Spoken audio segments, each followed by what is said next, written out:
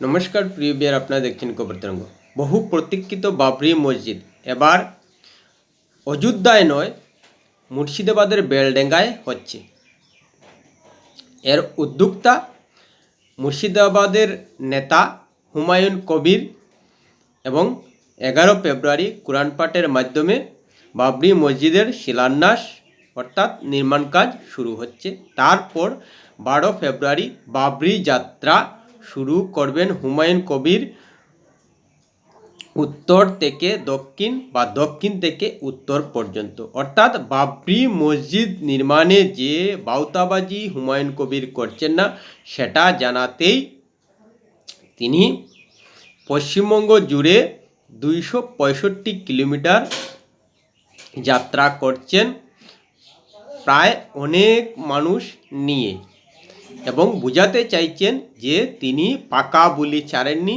মুর্শিদাবাদের বেলডাঙ্গায় বাবরি মসজিদ তিনি করেই ছাড়বেন।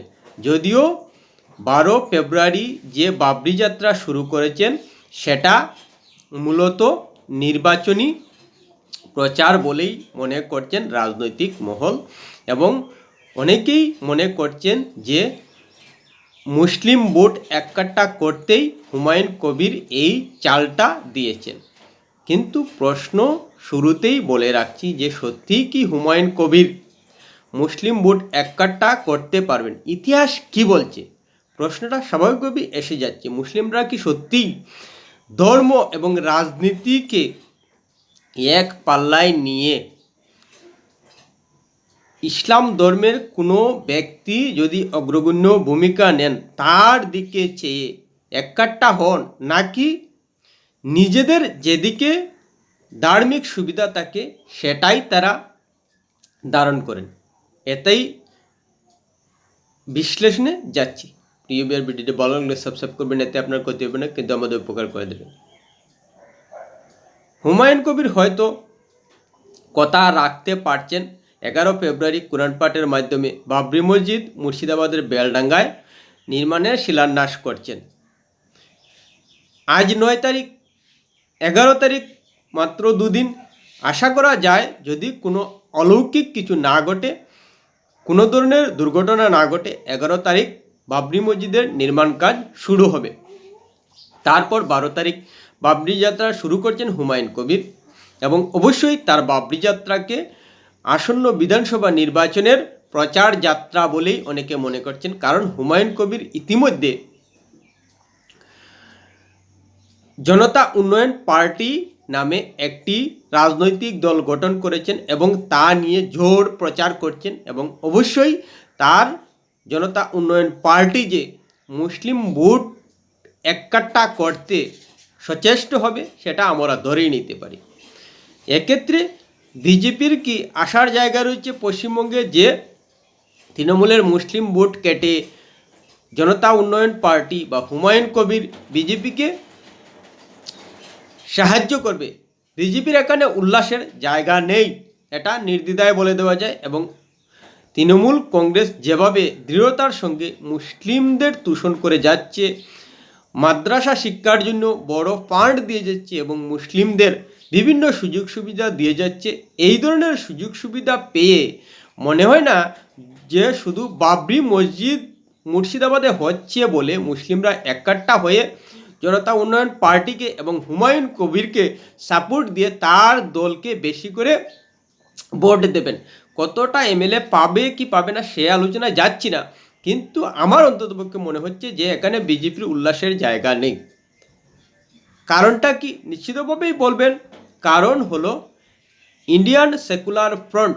গত বিধানসভা নির্বাচনে আমরা দেখেছি যে ইন্ডিয়ান সেকুলার ফ্রন্ট গঠন করে নওশাদ সিদ্দিকী এমএলএ হয়েছিলেন।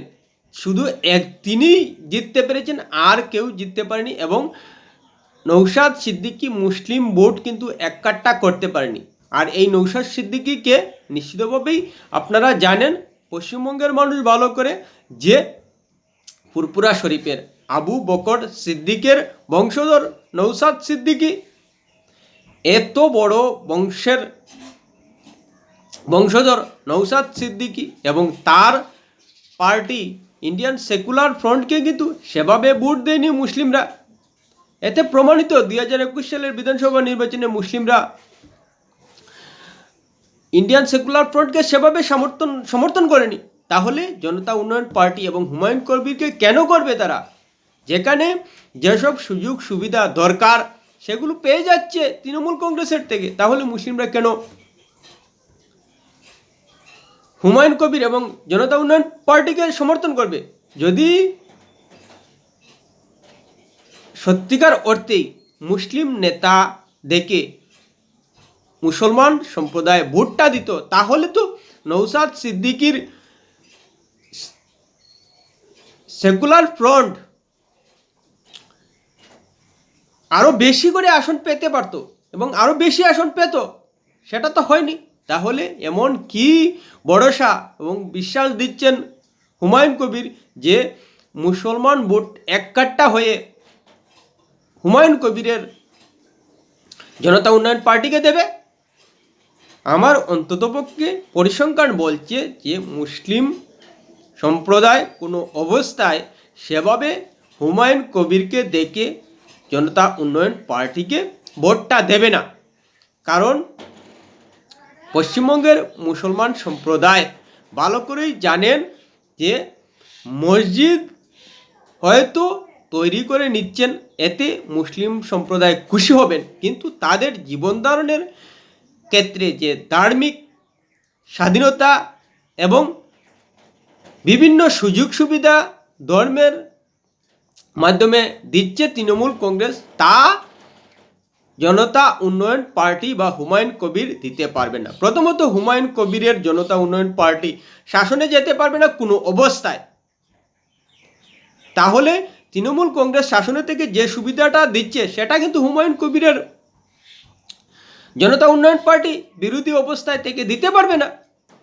তারপর রয়েছে যে হুমায়ুন কবির, ধরে নিলাম তর্কের খাতিরে জনতা উন্নয়ন পার্টি শাসনে এলো জুট করেই, কিন্তু প্রশ্ন হলো যে হুমায়ুন কবির নিজের সম্প্রদায়কে সেভাবে সুবিধা দিতে পারবেন না, ধর্মীয় স্বাধীনতা দিতে পারবেন না, বা ধর্ম দেখে তাদেরকে মুসলমানদের সেই সুবিধাটা দিতে পারবেন না। কারণ তখন অন্যান্য দল, এমনকি তৃণমূল কংগ্রেসই তখন প্রশ্ন তুলবে হুমায়ুন কবিরের দিকে, জনতা উন্নয়ন পার্টির দিকে, যে তারা সংখ্যাগরিষ্ঠ হিন্দু সম্প্রদায়কে বঞ্চিত করে হুমায়ুন কবির এবং জনতা উন্নয়ন পার্টি শুধু ধর্ম দেখে মুসলমানদের সুবিধা দিচ্ছে, মাদ্রাসা শিক্ষায় বৃহৎ পরিমাণে অর্থ ডালছে। যেটা তৃণমূল কংগ্রেস করছে সেটা কিন্তু হুমায়ুন কবির এবং জনতা উন্নয়ন পার্টি করলে সাম্প্রদায়িক দৃষ্টিতে দেখবেন হিন্দুরা, এটা কিন্তু নিশ্চিতে বলে দেওয়া যায়। তাই হুমায়ুন কবিরকে ভোট দিতে গিয়ে এসব ভাবনা কিন্তু মুসলমান সম্প্রদায় ভাববেন, এবং ভাবলেই কোনো অবস্থায় তারা জনতা উন্নয়ন পার্টিকে এবং হুমায়ুন কবিরকে দেখে ভোটটা দেবেন না। কারণ তৃণমূল কংগ্রেস থেকে তারা যে সুবিধা পাচ্ছেন, তারা মনে করছেন যথেষ্ট সন্তুষ্টির জায়গা রয়েছে তৃণমূল কংগ্রেসের এ ধরনের সুবিধায়। তাই বিজেপির এখানে উল্লাসের জায়গা নেই যে হুমায়ুন কবির বাবরি মসজিদ নির্মাণের প্রস্তুতি শুরু করে দিয়েছেন এবং নির্মাণ কাজ বাস্তবে